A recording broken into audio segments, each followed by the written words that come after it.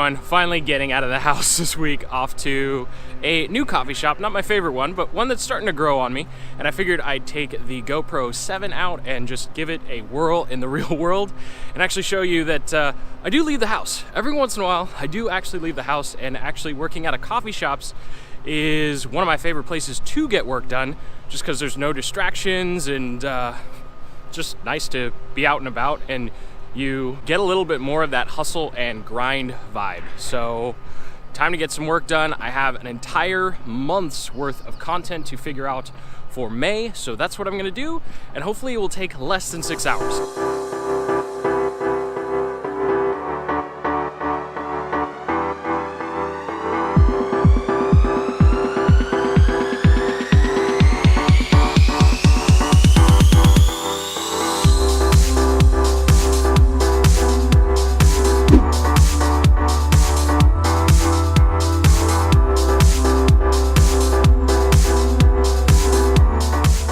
Just like that, 6 hours is over. So it actually only took me 5 hours to do all the content research. And something that's funny that happens to me every time I'm putting together content for a month is Google winds up thinking that I am a robot. So I get random CAPTCHA checks to make sure that I'm not, you know, some spammer or proxy rotator. But anyway, so we got all 23 content videos done for May. I'm super excited to actually be doing a bunch of sales funnel tutorials again. So I think you are really going to enjoy those when they finally come out.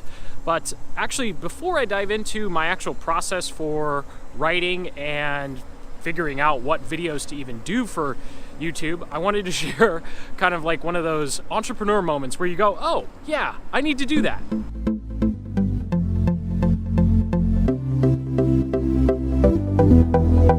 And when I have these kinds of moments, it reminds me how much fun entrepreneurship really is, because there are no rules. There's no boss that's telling you you should be doing something. And in this particular instance, it was realizing that I had no process to handle team members taking vacation. I had someone who went on an awesome trip a week and a half ago, and then I had someone who needs to go on vacation next week. And up until this point, they've just been telling me, and then I have to relay it to the rest of the team. And I realized that it's probably not a good idea if I'm the only person, if my brain is the one that's supposed to manage and remember all this stuff. So I quickly set up a shared Google Calendar so that everyone, including myself, when we're not working or we just want to take a day off, we go ahead and put it on the calendar so everybody knows that that person won't reply in Asana, you know, for 24, 48 hours or however long they're gone. So if you're working on building your own team, that's probably something that you want to put together so people know how to tell you or tell other people that they're going to be gone. Because I've definitely had that problem in the past where I've completely forgotten that someone's told me that they had other commitments, and then I'm sitting around wondering, like, why aren't they replying? Why didn't they do this? And so it just helps make sure that as a virtual team, we stay organized. Now, when it comes to content creation, I'm a lot more comfortable with that process. So let me walk you through how I come up with all the content for this channel.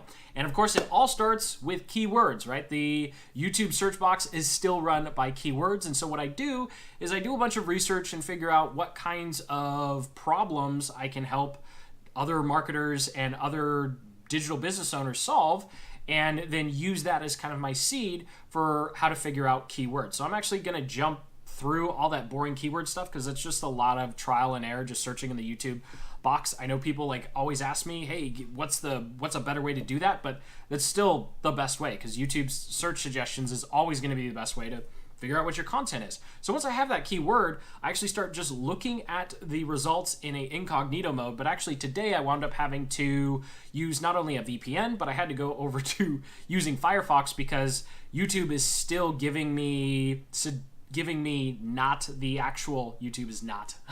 I'm not saying that right. You have to use a VPN and a non-Chrome browser in order to see the actual search results, because even just using incognito mode in Chrome now, the search results are still based upon your history, even though it's technically not supposed to. So I'd see all my videos ranked high, and I just look at it and go, I know I'm not ranking that high. So then you go over to Firefox with a VPN on, and then all of a sudden you're like at the bottom of the page. So I just go through there and I look and see what other titles are ranking. And really what you want to look for in those titles is you just want to not necessarily copy them, which I'll get to later on. A big problem I'm starting to see. You actually just want to figure out, okay, what are people looking for? And what are the results and kind of buzzwords that are being communicated here? And then I just rapid fire just start typing out a bunch of random titles as they pop into my head. So I just type, and I try and do a brainstorming session where I'm not necessarily judging, and then I'll go back through and start refining a little bit, and then one of those headlines will ultimately be what I decide to start with for the video. And then once I've done that, I figure out what that little teaser text description is going to be that shows up in the search results, and of course I use that for sharing the video across social, and then finally coming up with what the heck the thumbnail is going to say. And to go through this process for each video takes me about 15 minutes. And the reason why I wanted to share this with you, and I think it's really important to do when you're trying to make content for anything, even if you're just doing blogs or podcasts, is because it makes content creation so much easier when you separate this part of the process. That way, during the month, all I have to do is worry about trying to make the best videos possible, not sitting down at this desk and going, I don't know what I'm going to talk about today, which is pretty much how the vlogs go, which is why the vlogs are always all over the place. So there was one thing that I noticed that is just ridiculous, and that is when it comes to titles and thumbnails, there's a fine line between copying and deriving inspiration from.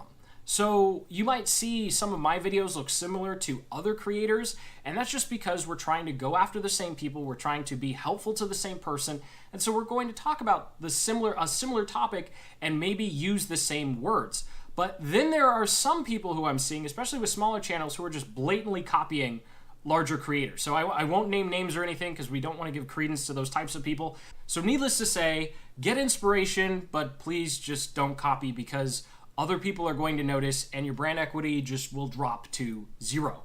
So thank you so much for watching. I hope you got some value out of this video and you enjoyed one of these vlogs that's a little more kind of day in the life and a little less just me sitting here. I guess I still ended the vlog with me sitting here anyway. I'm just so comfortable at the desk. Like this is where I spend most of my life. Also, if you're considering getting the GoPro 7, I'll do an actual review of it later on in a few months after playing with it, but this little thing gets in the way of the camera a lot, actually. There were quite a few B-rolls where I had to just not use it because this thing kept going in front of the lens. So just FYI. So until the next video, you know what to do. Keep building the business you love.